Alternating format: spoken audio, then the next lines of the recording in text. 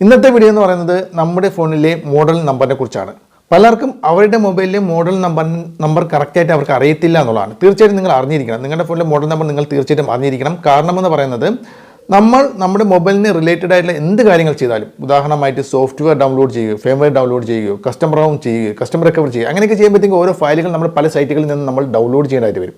അങ്ങനെ ഡൗൺലോഡ് ചെയ്യുമ്പോഴത്തേക്കും അത് നമ്മുടെ ഫോണിലേത് തന്നെയാണോ, നമ്മുടെ ഫോണിൻ്റെ തന്നെ ആയിട്ടുള്ള കറക്റ്റായിട്ടുള്ള ഫയലാണോ എന്നുള്ളത് നമ്മൾ ഉറപ്പുവരുത്തുന്നത് നമ്മുടെ ഈ ഒരു മോഡൽ നമ്പർ ഉപയോഗിച്ചാണ്.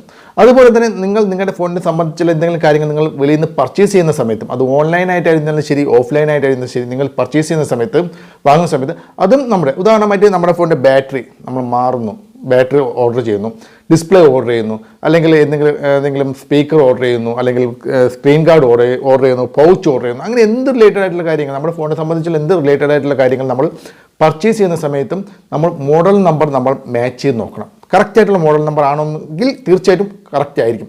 അപ്പോൾ അങ്ങനെ പറയുന്നതിൻ്റെ കാര്യമെന്ന് പറയുന്നത്, ഉദാഹരണമായിട്ട് പറയുകയാണെങ്കിൽ ഒരു സാംസങ് J7, ഈ ഒരു ഫോൺ സാംസങ് J7 ആണെന്ന് വിചാരിച്ചു.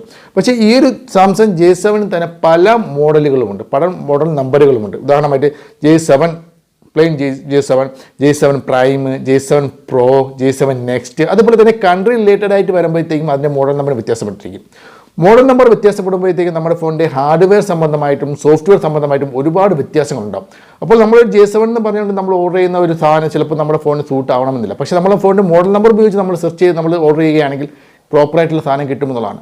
അപ്പോൾ നമ്മുടെ ഫോണിനെ സംബന്ധിച്ച് എന്ത് കാര്യങ്ങളും നമ്മൾ ഹാർഡ്വെയർ ആയിരുന്നാലും ശരി സോഫ്റ്റ്വെയർ ആയിരുന്നാലും ശരി, എന്ത് കാര്യങ്ങളും ആ റിലേറ്റഡ് ആയിട്ട് നമ്മൾ ചെയ്യുന്ന സമയത്ത് നമ്മുടെ ഫോണിലെ മോഡൽ നമ്പറുമായിട്ട് നിങ്ങൾ മാച്ച് ചെയ്ത് നോക്കണം.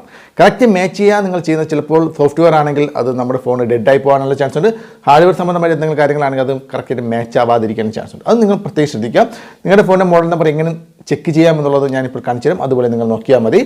അതിനായിട്ട് നിങ്ങളുടെ ഫോണിൻ്റെ സെറ്റിംഗ്സ് ഓപ്പൺ ചെയ്യുക.